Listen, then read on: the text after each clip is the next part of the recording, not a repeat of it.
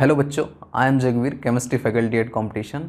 तो काउंसलिंग की सीरीज़ हमने स्टार्ट कर दी है। जो भी ड्रीम कॉलेज के बारे में बेटा आप सोच रहे हैं, कोई भी आपका एनआईटी हो, ट्रिपल आईटी हो, आईआईटी हो, उन सब के बारे में कुछ कुछ बेसिक इंसाइट अगर हम दे पाएँ तो अच्छा होगा ना यार। जैसे मैं एमएनआईटी जयपुर से पढ़ा हुआ हूँ और केमिकल इंजीनियरिंग बाई चॉइस, है ना, से पढ़ा हुआ हूँ। ठीक है, तो अच्छी बात है, क्या करें सर, है ना। तो एमएनआईटी जयपुर के बारे में बहुत सारी चीज़ों के बारे में अपन डिस्कस करेंगे, सब कुछ जानेंगे, है ना। अल्टीमेटली ऑब्वियसली सबसे अच्छी चीज़ कैंपस लाइफ, और दूसरा जिसके लिए उस कॉलेज में भी जा रहे हैं। ठीक है, अब तक मोटिव क्या था यार, अच्छा कॉलेज मिल जाए। अब क्या है यार कि कॉलेज में जब 4 साल के बाद में एक अच्छा प्लेसमेंट मिल जाए और अच्छे स्किल डेवलपमेंट हो जाए हमारा 4 साल के ड्यूरेशन में। ठीक है, तो सारी चीज़ की बात करेंगे, हर ब्रांच का एग्जैक्ट क्या प्लेसमेंट रहा, क्या हाईएस्ट पैकेज रहा, कितना एवरेज पैकेज रहा, वो भी मैं डिस्कस करके बताऊंगा। और बताऊंगा कौन सी ब्रांच की ग्रोथ अच्छी हो रही है, कौन सी ब्रांच को किस लोकेशन पे क्या फ़ायदा है। ठीक है, तुमने सोच लिया कि सर इस कॉलेज में ही तो जाना है, ले लेते हैं कोई सी ब्रांच। यार देख तो लो वो ब्रांच उस कॉलेज में कर कैसा रही है, कैसा परफॉर्म कर रही है।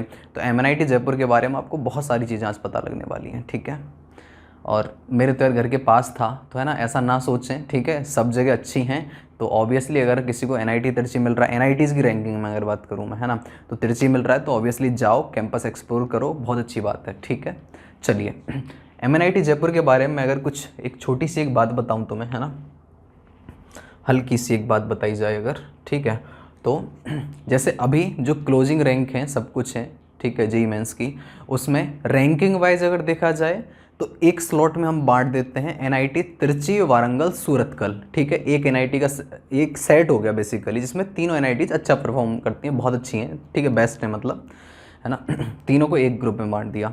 उसके बाद में ये जो 3 से 4 एनआईटी आती हैं, उनमें एक बंडल अलग बनता है। कौन सी? एनआईटी राउरकेला, इलाहाबाद, जयपुर, कालीकट। ठीक है, ये चारों एनआईटीज़ का एक बंडल है अपने आप में, है ना।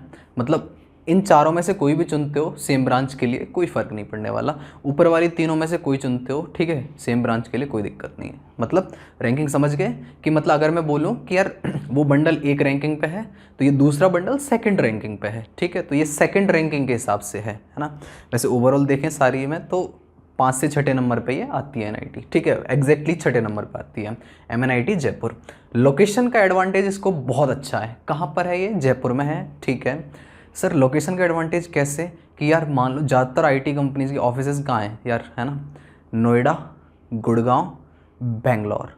आईटी हब तो बेंगलोर है बेसिकली। तो यार बेंगलोर से अगर कोई एचआर निकलता है मॉर्निंग में 4 बजे की फ़्लाइट ली, 6 बजे जयपुर में लैंड हुआ, ठीक है, 6 बजे जयपुर आने के बाद में सर कैंपस में आ गया एमएनआईटी में, पास में एयरपोर्ट है बिल्कुल, है ना, 3 किलोमीटर के आसपास एयरपोर्ट की डिस्टेंस है, 3 से 4 किलोमीटर। आया एमएनआईटी जयपुर में 7 बजे सुबह, 8 बजे से प्रोसीजर स्टार्ट करा दिया। मैं प्लेसमेंट कोऑर्डिनेटर भी था एमएनआईटी जयपुर में, तो मेरे को याद है एग्जैक्टली, है ना, कि मैं एक जो भी एचआर आते थे, ठीक है, उनके पॉइंट ऑफ कांटेक्ट होते थे, जो प्लेसमेंट कोऑर्डिनेटर होते थे उनमें से। क्योंकि एमएनआईटी जयपुर में सारे प्लेसमेंट की सारी चीज़ें स्टूडेंट्स ही देखते हैं, टीचर्स नहीं इन्वॉल्व होते। ठीक है, टीचर्स का इन्वॉल्वमेंट बिल्कुल नेग्लिजिबल, बिल्कुल। ठीक है, तो बेसिकली है क्या, हाँ जी, एचआर आया 7 मतलब 8 बजे से प्रोसेस स्टार्ट करा दिया रिक्रूटमेंट का।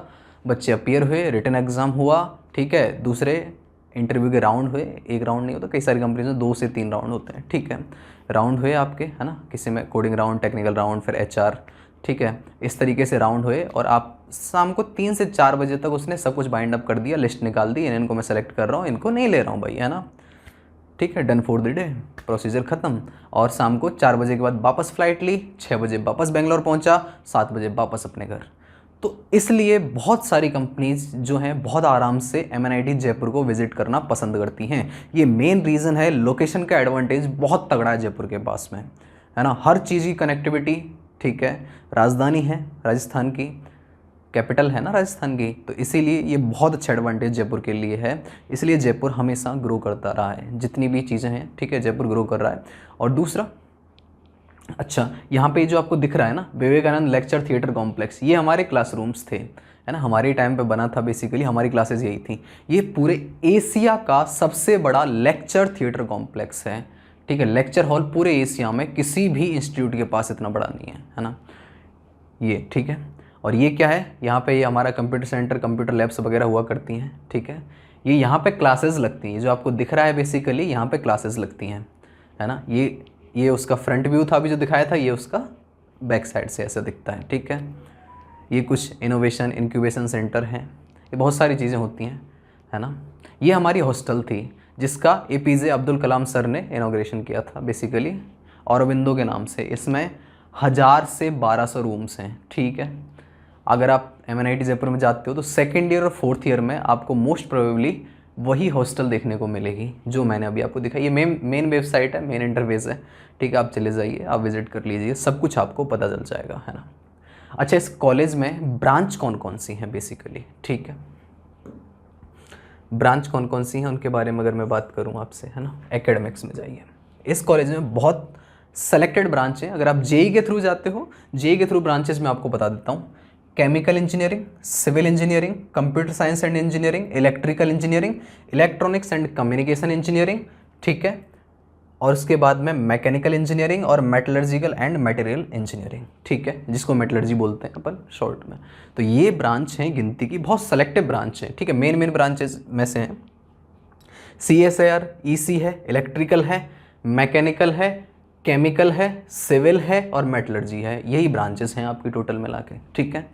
अब नेक्स्ट सर, इन सब ब्रांचेस के बारे में तो इंडिविजुअल वीडियोस हम आपको प्रोवाइड कर देंगे, अभी कॉलेज के बारे में सब कुछ बता रहे हैं, ठीक है। अब इस कॉलेज के बारे में जो कुछ, ये सारे डिपार्टमेंट्स हैं, इंडिविजुअल डिपार्टमेंट्स हैं, है ना। अच्छा, इस कॉलेज के बारे में, है ना, ये हमारे डायरेक्टर सर हैं, अभी नए जो डायरेक्टर हैं अपने, ठीक है ना। और एक चीज़ और, ठीक है, उसके बाद में आप चलते हैं कहाँ पर यार, main cheese training and placement. Training and placement पे आप चले, ठीक है सर। ट्रेनिंग एंड प्लेसमेंट के बारे में सब कुछ जानेंगे अपन, है ना, एग्जैक्टली सब कुछ देखेंगे। ये रहा प्लेसमेंट्स पे गए आप, ठीक है। ये प्लेसमेंट पॉलिसी, ये सब कुछ चीज़ें हैं, ये आपको बाद में थर्ड ईयर फोर्थ ईयर में जब पहुंचोगे, ट्रेनिंग एंड प्लेसमेंट, ट्रेनिंग मतलब इंटर्नशिप से रिलेटेड बात कर रहे हैं, ठीक है। तो इंटर्नशिप कब मिलेगी यार आपको, जब आप, कुछ बच्चे सेकेंड ईयर की समर वेकेशन जो आती हैं, ठीक है, मतलब 4 सेमेस्टर एंड होने के बाद में करना पसंद करते हैं, ठीक है, कि यार इंटर्नशिप कर लेते हैं, क्या कर रहे हैं, कुछ सीख लेंगे कुछ। और थर्ड ईयर मतलब बेसिकली 6 सेमेस्टर के एंड होने के बाद में तो कंपलसरी होती है, ठीक है। वो जो समर वेकेशन आती हैं उनमें तो कंपलसरी है, हर किसी को अपनी ब्रांच रिलेटेड इंटर्नशिप करनी पड़ेगी, उसका सर्टिफिकेट सबमिट होता है, उससे क्रेडिट होते हैं अपने आप में, ठीक है। तो वो तो कंपलसरी है, तो आप कैसे भी करो, कोई दिक्कत नहीं है। अच्छा, ये सारी के सारे डेटा है, आप देख सकते हैं, ऑफिशियल वेबसाइट का डेटा है ना। तो मैं प्लेसमेंट रिपोर्ट की बात करता हूँ 2021-22 लेटेस्ट, बिल्कुल एकदम, ये आपके सामने है placement report MNIT Jaipur official, ये 21-22 की रिपोर्ट है। यहाँ पे बहुत सारे सरप्राइज आपको मिलेंगे, आपके मिथ बहुत सारे दूर होने वाले हैं, आ जाइए, ठीक है। ये इंजीनियरिंग वाली ब्रांचेस के बारे में अपन बात करें, जो जैसे ना उनके बारे में अपन बात करेंगे, ठीक है। अच्छा जी, है ना, देख लीजिए। अच्छा, आर्किटेक्चर वाले के बारे में थोड़ा सा बता देता हूँ। आर्किटेक्चर है ना, तो समझ लो कि टोटल एलिजिबल स्टूडेंट कितने थे, 35। आर्किटेक्चर एंड प्लानिंग अपने आप में 5 साल का कोर्स होता है ना, जिसमें एलिजिबल स्टूडेंट का क्या मतलब होता है कि यार जैसे 6 CGPA से ऊपर बेसिकली, ठीक है, एलिजिबल जनरली उनको बोला जाता है ना। मेरे टाइम पे तो वही क्राइटेरिया था, आजकल पता नहीं, एलिजिबल वही होते हैं जो, एक तो दूसरा जिनके कुछ पर्टिकुलर फिक्स CGPA से ऊपर CGPA हो, ठीक है। दूसरी बात, उन्होंने प्लेसमेंट में अपीयर होने के लिए फॉर्म वगैरह भर रखा हो, स्टार्टिंग में भरवा लेते हैं ना, ऐसी कोई दिक्कत नहीं। अगर कोई गलती से ना भी भर पाए, चूक भी जाए, तो बाद में वो कांटेक्ट कर लेता है, भर लेते हैं, ऐसी कोई दिक्कत नहीं। सब कुछ स्टूडेंट्स के हाथ में रहता है MNIT जयपुर में, तो कोई मगजमारी, कोई लफड़ा वफड़ा ज़्यादा रहता नहीं है कि नहीं साहब प्रोफेसर से बात नहीं कर पाए, ये नहीं कर पाए, कैसे जाए उन्हें केबिन में, इतना सोचना नहीं पड़ता, है ना। हर ब्रांच से 2 से 3 प्लेसमेंट कोऑर्डिनेटर बनते हैं, ठीक है।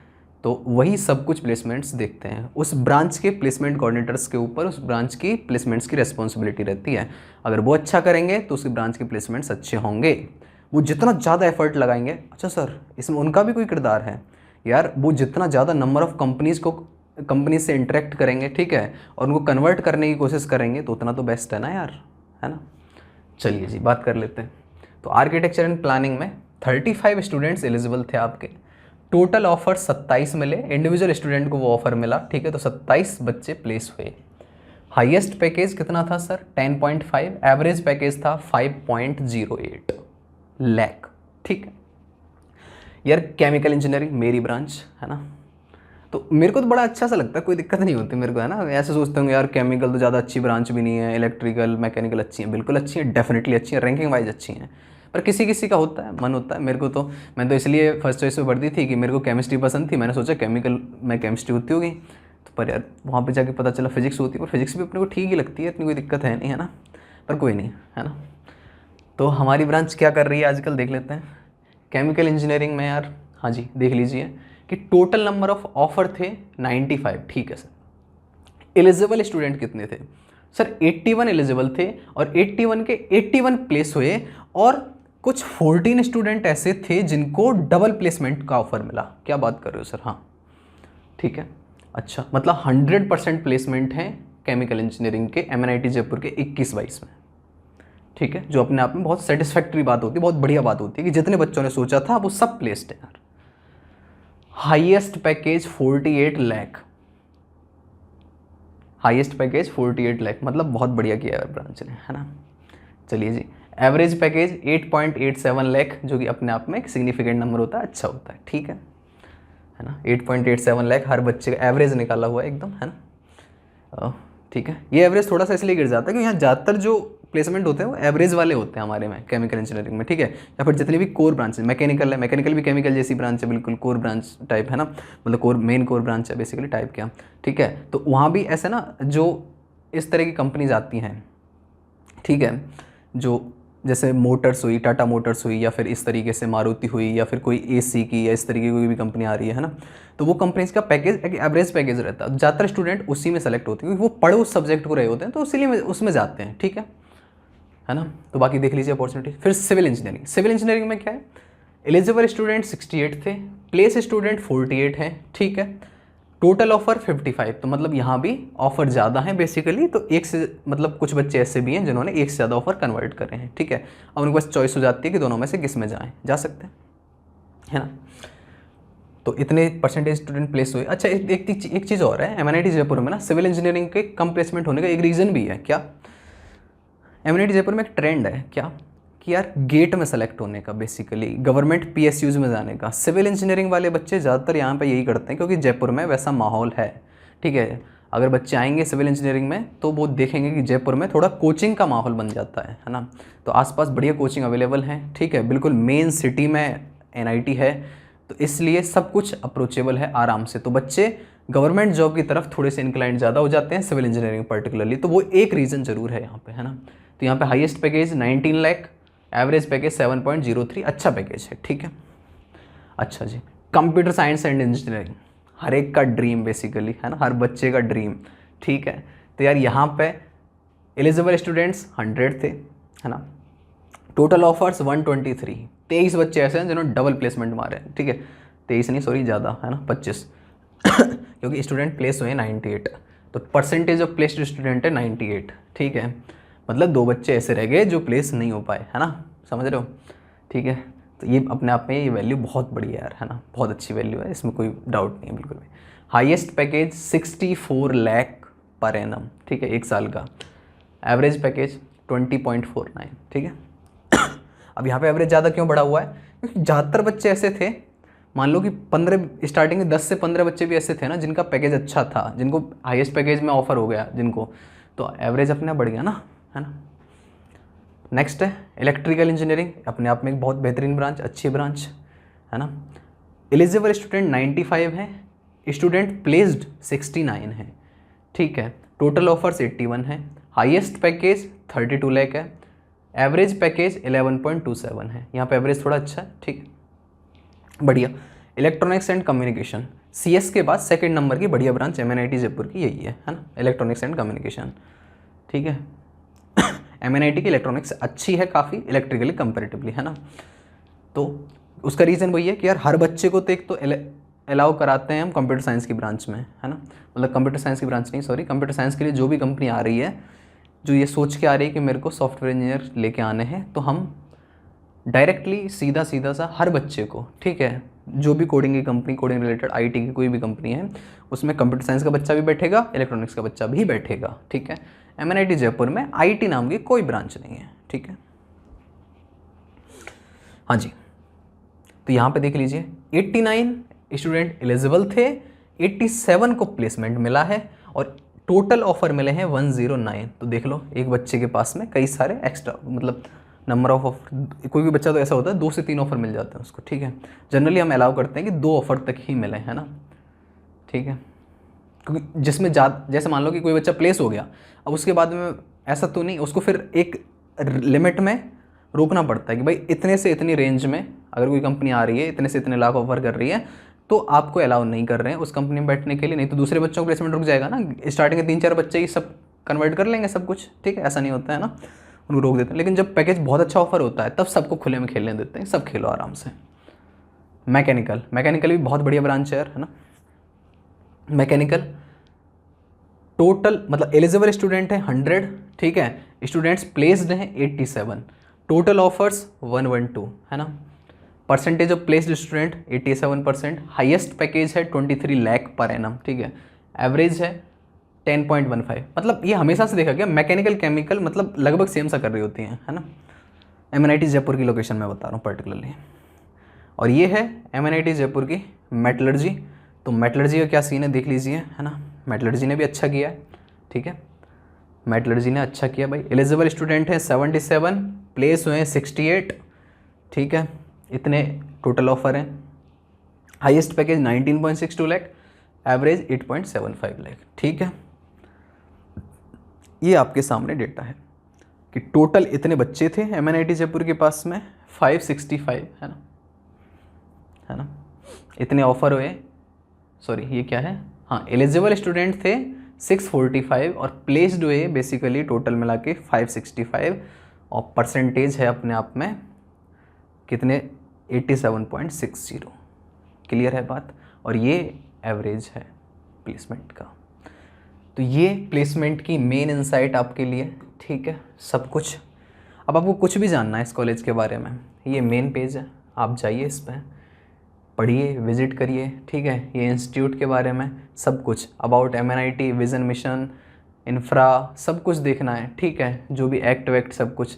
और ये NIRF रैंकिंग मत देखा करो, है ना। NIRF का प्लेसमेंट ही नहीं होता, प्लेसमेंट तो एक चीज़ है, उसमें बहुत सारी चीज़ें होती हैं यार, है ना। ये कितने रिसर्च पेपर पब्लिश कर रहा है ये इंस्टीट्यूट, तो उससे तुम्हें क्या लेना देना। तो NIRF रैंकिंग को ही बेसिस मत बनाया करो, ठीक है। तुम सोचो तुम्हारे काम की बात क्या है, बस उस चीज़ के बारे में सोचो, है ना। देखना है, विजिट करना है और बाकी कि यार एडमिनिस्ट्रेशन से तुम्हें अभी कोई नहीं, कॉलेज में जाकर काम पड़ती हैं सब चीज़ों की, देख लेना वहाँ जाके, ठीक है। ये स्टूडेंट्स की अलग अलग चीज़ें हैं कि यार क्या फ़ीस स्ट्रक्चर है, बेसिकली क्या एकेडमिक कैलेंडर है ना। फ़ीस स्ट्रक्चर दिखाऊँ जैसे मैं तुम्हें, ठीक है। 21-22 के UG स्टूडेंट्स की फ़ीस यहाँ देख लीजिए यार आप, है ना, पता तो होना चाहिए, ठीक है। ये इनकम यार, है ना, इनकम बेसिस पर होती है ट्यूशन फ़ी पर सेमेस्टर बेसिकली। तो देख लीजिए ये रेंज है, ये है, और जिनकी इनकम इतने से कम है उनकी ये है ट्यूशन फ़ी पर सेमेस्टर, ठीक है। सब कुछ आपके सामने, आप हर कुछ देख सकते हो यार इसमें, है ना, बताने की ज़रूरत नहीं पड़नी चाहिए, ठीक है। ये डासा के स्टूडेंट के लिए है, बाहर वाले जो बच्चे हैं बेसिकली, है ना। ये BTech जो 17-18 में एडमिशन लिए और 21-22 में वो पास आउट हो रहे हैं, उनके लिए है ये। और ये हर बार रिवाइज होती रहती है, ठीक है, तो कुछ भी हो सकती है फीस आप जब जाएंगे तो, है ना। क्लियर है बात। तो ये कुछ बेसिक बातें MNIT जयपुर के बारे में मैंने करी आपसे, क्लियर है। हाँ, तो और कुछ जो भी देखना चाहो देख लो। ये जो डायरेक्टर सर हैं अपने, है ना, ये अपने डायरेक्टर सर हैं बेसिकली प्रोफेसर नारायण प्रसाद, ठीक है। तो एडमिनिस्ट्रेशन में डायरेक्टर पे जाते हैं अगर, तो इनके बारे में थोड़ा सा देख लीजिए। अभी डायरेक्टर हैं MNIT जयपुर के, है ना। तो पहले कहाँ थे ये, पहले प्रोफेसर थे IIT रुड़की में, ठीक है। क्योंकि डायरेक्टर का भी एक विज़न होता है कि वो अपने कॉलेज को इम्प्रूव करे जितना बेस्ट हो सकता है। उनके अच्छे कॉन्टैक्ट होते हैं, अच्छे लिंक होते हैं और बढ़िया प्रोग्रेसिव सोच होती है, बहुत बढ़िया करने की सोचते हैं कि और इस कॉलेज को कैसे बढ़िया उठाया जाए, ठीक है, कैसे अपग्रेड किया जाए, कैसे नई नई चीज़ें करी जाएँ, है ना। तो ये सब चीज़ें कुछ बेसिक बातें थी यार MNIT जयपुर के बारे में, ठीक है। और बाकी अलग अलग कॉलेजेस के बारे में और इंसाइट आपको देते रहेंगे, ठीक है। तो खुश रहो, हेल्दी रहो एकदम, है ना। Thank you.